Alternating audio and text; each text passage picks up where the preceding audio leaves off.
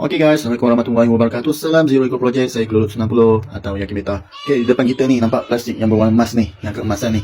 Ini adalah bungkusan untuk saya punya makanan buatan sendiri, formula sendiri, iaitu makanan sea monkey, kutu air Mohinatai, kutu air DM. Saya sendiri yang bungkuskan, saya sendiri yang buat formula ini. Okay, insyaAllah selamat mencuba.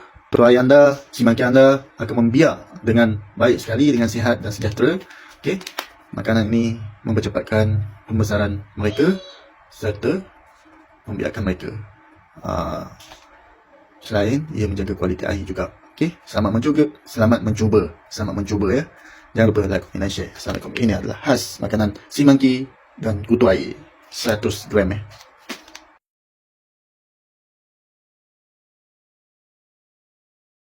Okay guys, formula yang saya buat ni, saya hanya boleh pack dalam yang 100 gram ni hanya ada dalam 1000 pack 1000 pack. Kita akan buat dalam 1000 pack. Buat masa ni jumlah yang dah terkumpul lebih kurang 200 pack. 200 pack kita nak kumpul sebanyak 1000 pack. Percubaan yang pertama. InsyaAllah selamat mencuba. Siapa yang ingin membela kutu air dengan sea monkey, bolehlah mencuba.